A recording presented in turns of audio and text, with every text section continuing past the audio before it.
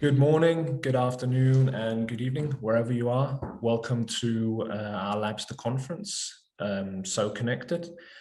This is a session that is called Gaining Mastery Through Virtual Simulations and VR, the Evolution of Interactive Blended Learning. My name is Joshua Pyne. I'm a member of the Labster team, and I am fortunate to be joined here by Dr. Donald Wlodkowic. He is an associate professor of cell biology and toxicology at the School of Science at RMIT University in Melbourne, Australia. So wherever you're tuning in from, welcome to the session. We hope that you'll find it very insightful. What we'll be going through is Dr. Wlodkowic's implementation of the simulations in his courses, the impact that they've had, but also discussing the future of interactive blended learning realities, and also the use of virtual reality in undergrad courses. And we'll just go straight into it. Welcome Donald to the session. We're very happy to have you on board. Yeah, obviously the situation now is very different than well, it's different than what it was during the pandemic, which we're all very happy about, especially for Australia as well. But tell us a little bit about your students and the courses that you teach at RMIT, please. Hi, Josh. Thank you very much for inviting me for this conference. It's really nice to be able to share my experiences with viewers from around the world. I teach predominantly cell biology and biochemistry at RMIT University, and I teach those classes in very large cohorts of students. So my cell biology usually is around 300 students for the on-campus delivery, and I also deliver the same course through Open Universities of Australia, which is a semi-online course normally, so pre-COVID, which, the cohorts are approximately 100 students twice a year. So overall, I teach, approximately 500 students in cell biology and another approximately 100 in biochemistry as well. So very large cohorts, lots of repeated, practicals on campus, usually pre-COVID. Yeah, so those are the classes that I teach at our university. Yeah, I forgot, those are of course first year students, first semester, first year students, especially for cell biology. So those are kids pretty much straight out of the high school. Open University Australia, a little bit different. Many of those people are mature students that they want to change the career, gain new skill sets, and that's why they study remotely or partially remotely via internet. And so those are usually mature students. So I have a mixed cohort, but on-campus students are predominantly but very young students, freshmen they call them in the US. Got it. All right. And I suppose the backgrounds of the Open Universities will also vary a lot, as you said, because they're coming from... very much. So for instance, in some courses I have people working, in the bank, and they want to become biologist or scientist. And Open Universities Australia is also very international. So those online cohorts are also very international. So on average, probably 60% students might be overseas, up to 60% students might be overseas. So it's another challenge here, dealing also with widely different time zones, especially for delivery of online live classes. When they are held on campus, normally they are held on campus. The students have to, come for a blocked session of laboratory practicals that they have to complete within the week for the Open Universities. Makes sense. That makes sense. Right. So moving into so before you chose Labster, you completed quite a bit of due diligence. I suppose we could say a thorough exploration of virtual simulations, which you did with you and your students. And what were some of the factors that convinced you that this tool was a good fit for you and your courses? Look, I consider myself as a pioneer and futurist. And I'm really lost case in terms of the fact that I'm a techno geek, right? So I love everything technology. So I actually, was aware of Labster way before the pandemic struck, and I was actually strongly, attracted to VR. And we'll talk about the future of VR at the end of our discussion. But so I knew Labster from quite a few months before the pandemic struck, and I was really enjoying what I saw, at least online on YouTube. Your advertising materials. It really was talking to me in terms of ability to implement that interactive, immersive virtual reality in my classes. And I also like the fact that you had a very strong portfolio of cell biology and biochemistry, of course, since those are my courses that I teach.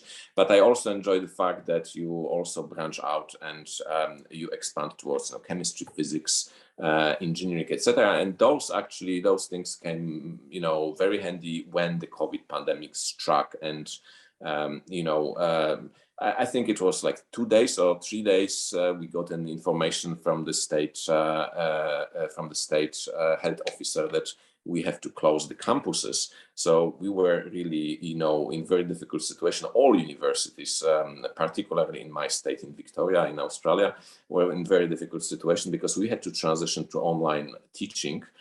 Within just a few days or a week. Some of the universities took pause for a few weeks to enable them to transfer to the online education. And, that's where the Labster came, as an emergency measure in terms of implementation of very high quality interactive online classes that reflect the real world, but of course they are translated into the virtual reality. Granted, it's not a true virtual reality from the perspective it's still run predominantly in the browser. I know that some of your simulations are already VR capable as well, but we'll come back to that. So that was the kind of initial point where the Labster became immensely useful, and I indeed evaluated pretty much all the simulations that I was interested in implementing in my courses. So I played all of those simulations, experienced them myself during the nights for a few days, and your colleagues gave me the access to it, faculty access to it. So I actually did, as you said, very much due diligence, and I was very happy with it. But I also shared the access with of course my academic colleagues, but also my PhD students and my demonstrators, and I asked them also for their opinion, and they were also amazed with the detail. And it might sound not really important, but but from the positive perspective, some of your simulations are extremely repetitive, and it's good because laboratory work is extremely repetitive very often, especially preparing different samples, different reagents, buffers, mixtures, etc. So the students are able in Labster to actually experience that repetitiveness, and this is a good thing, because if that would be a very simple shortcut kind of game style environment, not true VR, then they would not reflect reality. And of course, the story builds from there. And I evaluated that with, as I said, with PhD students, demonstrators. Then we ran a trial session with my course that I ran at the time, and I was heavily invested emotionally in deploying Labster. But I decided first to run the trial with my 300 students on campus, online, of course. And they absolutely loved Labster. They loved the simulation that I gave them access to. It was, I think, mitosis. And then it started, growing from there. And then we signed a national agreement. We deployed the Labster in my course initially, and also open university version of this course shortly afterwards. And then from there, my university, RMIT University, became actually the pioneering university in Australia, embracing that sort of technology at scale. And, in semester 2, I think over 1,500 students got access to Labster, and then in this year, this year is the same, because as we've discussed before, we started started the session. Our lockdown pretty much just started to ease now, so we've been teaching the entire year pretty much on campus. Many of the courses, not only mine now, but many other courses have also implemented Labster. Many of my academic colleagues are also enjoying this kind of technology. And prospectively looking further, I would say that we are returning, hopefully, quote unquote, on campus to the campus next year. But I will still be using Labster, and will still be using Labster in other courses. But in my courses, Labster will be also used as a supplementary, a technology to expand upon practicals that students perform. I think that's I really like the your approach with also running essentially sampling Labster, if you will, with your students prior to implementation, introducing it to them, rather than some institutions, they'll say, right, we're going to start to use this and that tool, but actually including them sort of in the almost including them in decision making, if you will, getting their feedback. Is this a tool that you actually could see yourselves using? Are you enjoying it, etc.? So I think that's and I'm sure that they'll agree that's a great approach. yeah. Look, it's important to involve the students because they will be using that. But to be absolutely honest with you, I have to say that in a positive way, myself, I'm a dinosaur, and people of my age and older than me are also dinosaurs in terms of embracing digital technologies. I'm fortunate enough that I'm a techno geek, but there are actually 3 generations of people these days, which is actually openly being discussed in terms of digital awareness. So those are the people that were born and grew up and worked without any digital, immersive world, even internet.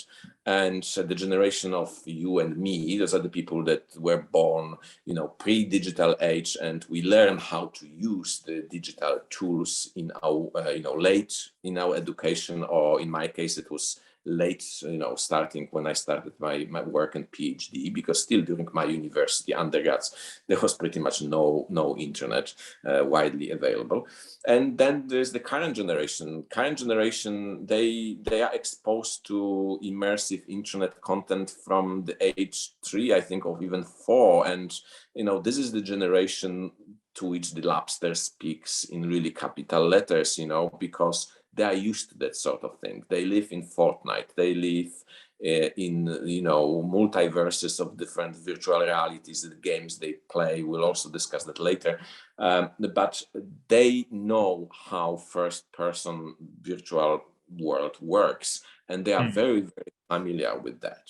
And that's, I think, a big advantage using educational tools that with the generation that is already the digital generation, let's call them like that. And I do appreciate that, dinosaurs like us, they might not fully appreciate that, but for the kids, they grew friendships through virtual interactions, right? As surprising as it might sound to us, they form deep friendships within the virtual world, playing Fortnite and all those, multiverses of virtual worlds. So for them, it is very familiar environment, much more familiar environment when they come to the class. When they come to the class on campus, they are really stressed, and you can see that, especially kids that just come to the uni, first year, first semester,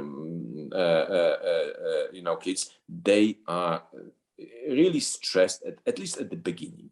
Of course, I'm doing whatever I can to alleviate their stress, and our classes are quite, fun and not very stress generating, or at least I'm trying to do my best. However, that physical interaction with the new world, they come into new room and see, hundreds of people. We run the classes, 100 students at the same time, and they see all of the students. They see suddenly demonstrators, and they see alien equipment all around them, and they have nowhere to escape, right? Because they have to complete that practical within 3 hours. In Labster, they can just quit, they can stop, they can make a pause, they can chat with another friend that will help them out, or they can just try, and if it doesn't work, they will try again, right? And that alleviates anxiety, which is actually amazing.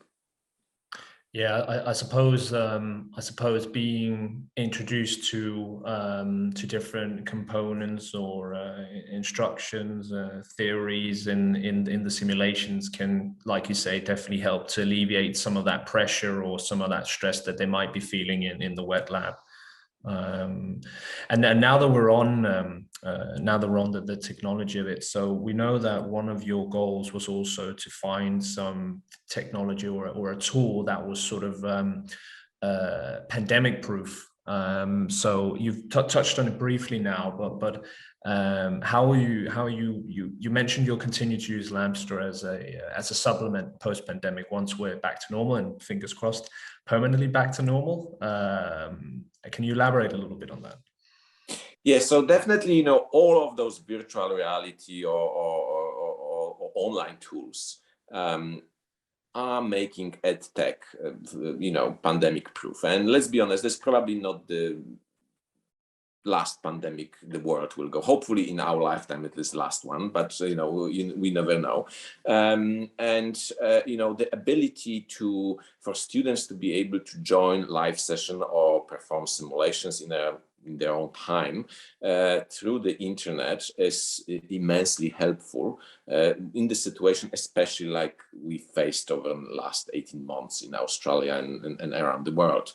And as I said, we had just a few days to actually transition from the on-campus delivery to online delivery. And without the tool like Labster, it would be extraordinarily difficult. And I know that many courses that, for instance, are not catered through simulations like Labster yet, in many different disciplines, they faced a lot of challenges how to make this online education approachable for students, at the same time highly informative.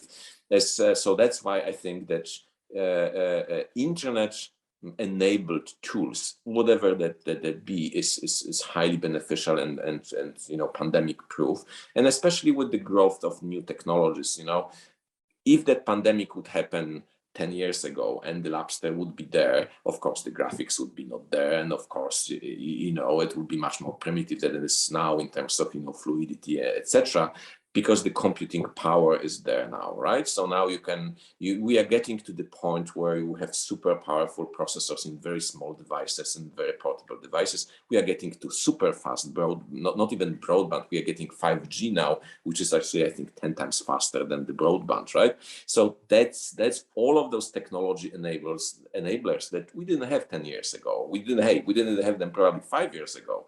And you see that the progress of this technology advancement will enable more of those tools within the next decade, and not only the hardware but also software and the integration between hardware and software as well.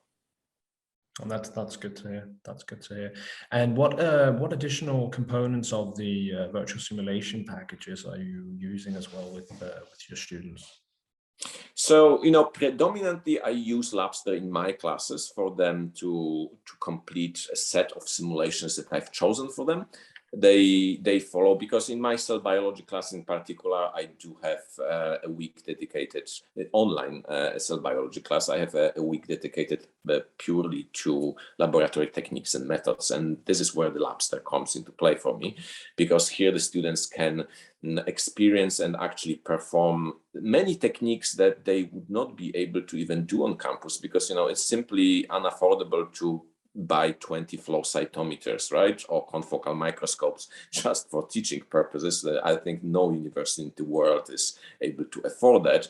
And this is where the online virtual simulations come into play. The students can actually, instead of even those very simple things that they normally learn in year one, in cell biology, they can actually already be exposed to something much more relevant for their future, education, for later years, postgraduate, PhD, etc., and also work-wise. So they are able to learn techniques they would be highly sought after, for them as work-ready graduates, because from the year one they can learn how to do PCR, they can learn how to do electrophoresis, and at the same time learn not only the pipetting part. I always say that the pipetting part is the easy part. The thinking part is the most difficult part for the scientist, and the imagination as well part is the most difficult. So in Labster they learn not only the technique but also the fundamental knowledge underlying the technique. So they actually start understanding the technique, because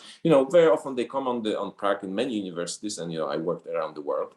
In many universities in my rather long career, and I've seen the students coming, and yes, they learn how to pipette, or they know, we switch on the spectrophotometer, put it in and plate and press the button and magic happens, right? Here in Labster they actually learn fundamental how this technique works, how this machine works, and then how to analyze those data points and what they can use this technique for. You have fantastic simulations, for instance, in simulating anti-cancer drug discovery, right? I ran actually that simulation for all of my cell biology students, and they have that simulated high throughput discovery of anti-cancer chemicals. They learn about MTTSA and how it works and how it's being used to assess cytotoxicity of potential anti-cancer drugs. So that kind of combination of technique, combination of practice and theory with some sort of innovative application or real world application for them to expand their horizons is immensely, I think, helpful, especially for those very young first or second year students. Obviously PhD students will know about that if they work in cell cancer, cell biology, or drug discovery field. Those techniques will be obvious for PhD students, but for someone coming to the university, learning those techniques early on, it will be extremely helpful for them. Even if they don't remember everything out of those techniques and this knowledge, they will remember that they will be able to connect and remember the fundamentals of what they've learned. And yeah, so that actually perfectly leads me into the next question, as in how it contributes to the mastery of the material. And I think even if you're able to add perhaps the difference, because you've got both undergrads and the Open University students from very different background, and their exposure to the material or to the wet labs might be very different. So is there I suppose, yeah, if you could comment on how it contributes to how they master the material from an undergrad perspective, where they might come from more similar backgrounds versus the Open University one. Of course. Look, I will put it this way. So I probably have quite controversial, maybe among my colleagues, attitudes that I consider that virtual reality, what it will become in the future, will make most of the real practicals perhaps to a large degree obsolete. But I will come to the future in a second. However, at present, I would say that learning fundamental concepts, how the equipment operates and how the technique works, is most important, because moving knobs on the microscope is not difficult, right? If you sit in front of the microscope and move the knob or press the button, it's a very simple task. I can train anyone to do that, but will they understand what they are doing by focusing, changing filters? Why do they have to use fluorescent filter of that excitation emission wavelength? Why do they use the fluorochrome, or how the technique works, or how the spectrophotometer works, and how does it translate to enzyme kinetics assays, etc., right? So that is what is fundamentally important. I've actually done a simple test, and I had an extremely gifted student from the first year. That was probably one of the best students I've experienced in my rather long career. Very engaged. And, I asked him to come to the lab and visit my lab. He actually wanted to see my lab after we had a short window of between the lockdowns where it was possible.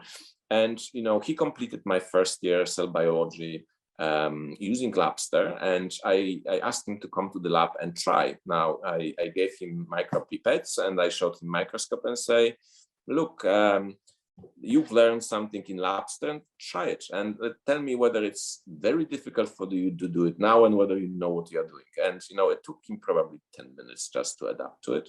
And this is the thing, some of my colleagues and even international or local colleagues, they always complain that, oh, the students have to learn how to pipette, how to do it. And my answer is they need to know how to do it, of course, but the actual physical part of how you do it, when you know what you are doing, takes 5 minutes, right? And I do appreciate that there are more advanced, more involved techniques. Flow cytometry is the one that have a fantastic simulation, but operation of the real sorter is way more difficult than it was possible to show in the simulation. But still, I have a flow cytometer in my lab, and I also showed it to the student, and he said, "Oh, those are the gains, those are the gates, those are the." So he was already understanding how the machine operates, and then teaching him the software, teaching him those more difficult tasks that you need to perform or prep the machine. He already knew, oh, this is sheet fluid, this is a waste container, this is the sample, so it is sucks sample here, and so that's what I postulate, that fundamental as well as applied knowledge is I think most critical, because then having that the practical component of using your fingers, touching things and operating things is reasonably straightforward, in my opinion. I think that makes complete sense, and also you've touched on it a couple of times. So let's jump straight into it. So we know that the virtual simulator have already made a big impact on science education, and talking about again, you've touched on it a little bit here, but talking about the future of interactive blended learning technology, what it means for STEM education. If you wouldn't mind elaborating a little bit on that, and you've touched on it a bit now, so I think let's hop into it. Yes, look, many people that are not futurists or not techno geeks, they probably don't watch Star Trek, and that I do and still do, and they probably never heard about something that is called Metaverse. If it's vaguely similar to Matrix, well, they are on the right track, kind of. And some of those people, I say, should watch the sci-fi movie Ready Player One, which nicely depicts, how virtual reality will evolve in the future, and how there will be, within next decades, there will be a convergence of the real world, or augmented reality world, and also virtual reality world. Some people say that, oh, but we don't have this kind of technology. And I'm saying, yes, 10 years ago, I would agree. But as I've mentioned and touched upon that before, we are starting to have that sort of technology. Look at Google. They are making their own chip with the newest Tensor chip from Google. And I'm not associated with Google, Apple, or any other company, so I'm not advertising them. But I'm just saying that they're starting to use processing power in miniaturized devices that were unheard of before. Apple has just completely, bulldozed the market of processors in terms of efficiency and processing power. And newest Google Tensor chip will be able to have artificial intelligence on the device, not via the cloud. So translation of language in between people reading signs and translating, all of that will happen instantaneously on the device. And if you think that this sounds a little bit of like a Star Trek, it is Star Trek happening now. And some people laugh at me and say, Don, okay, look, Don, you watch too much Star Trek. You are, too futuristic. And I'm giving them two examples. One is personal and one is commercial. The personal is 30 years ago, I said to my friends in school, look, guys, there will be a time in the future where we'll have those little devices and we can talk with your mom, with your family, even if they are on the other side of this planet. And then you will be able to have a map, and this map will guide you on this device. You can watch TV on it. Of course, I didn't know anything about internet at the time. And they were laughing and say, yes, yes, you know, Captain Picard and Don is, Don is a Trekkie. You know what? 30 years forward, fast forward, they don't laugh anymore. They listen more carefully, and they use those devices today, as I predicted they will be using them, right? And those devices at the time were in the realm of science fiction. And guess what? We have them now. In the science fiction, we have also universal translators. And guess what? Soon we'll have them too. And the commercial example of why we should not ignore the progress of technology is the company called Kodak. For all of those listening to us that they haven't been born in pre-digital age, Kodak was a super successful multi-billion-dollar company invested heavily in analog photography, okay? And that company was born and was super successful before even Microsoft was born or heard of, or before anyone had an idea of having something like that called internet. And the time has come when first digital devices, digital cameras came, very crude, very low resolution, really gimmicks at the time. And the executives of that company said, we don't believe that digital photography will go anywhere. And look, this is just the sci-fi kind of toy gimmick for people, for kids to play. Few years have passed and the technology has progressed, new sensors, bigger resolution. The companies are still adamant that professionals will always use analog photography, will never take the field. And guess what? There is no Kodak anymore. They went bust. Why? Because they did not believe in the progress of technology. They did not have like modern companies have divisions that those divisions seeking the future, what might be in another 5 or 10 years. And we are now on the exponential curve of development of new technologies. As I said, hardware is coming along. And now we just need the software, and those people that are not futurists probably never heard a term called Metaverse. Metaverse is or will be the convergence of the real world, of the augmented reality world and the virtual reality world, and virtual reality world that you've never imagined possible. If you watch the movie Ready Player One, you might see a glimpse of that. And please don't think that it's just a sci-fi movie, because as I said before, Star Trek was also born in the 60s and people were laughing at many technologies there. And Facebook, Google, Microsoft, Fortnite, and gazillion of other companies are starting to invest billions of dollars into Metaverse. It will be actually a combination and convergence of many technologies that will make, physical world as we know it now obsolete to a large degree. Sometimes they call it Web 3.0. Which, predictions are that it will be for the internet what the current smartphones now are for those beginnings of mobile phones in 80s. I probably can remember people, those big, bags that people were carrying with each other, weighing 15 kilos. Those are mobile phones, early mobile phones of 80s. And now they have super powerful iPhones and Androids in their pockets.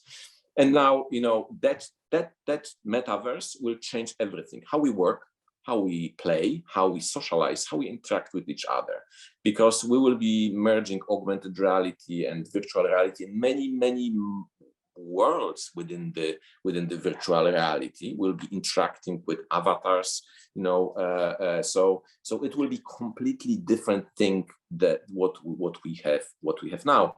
And now probably one of the biggest impact of that will be also on education, on how we deliver education and what we can do with those technologies to deliver education.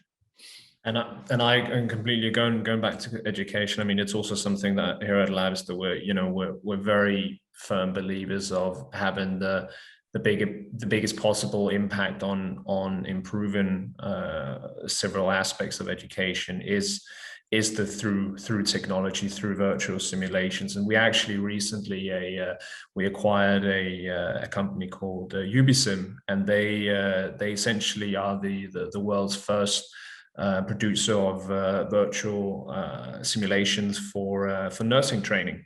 So rather than having sort of these different physiological lifestyle, you put on the headset and you can start the simulations instantaneously. And I think and also, you know, it's just, I think, goes to show that we're very firm believers that this is the route to go.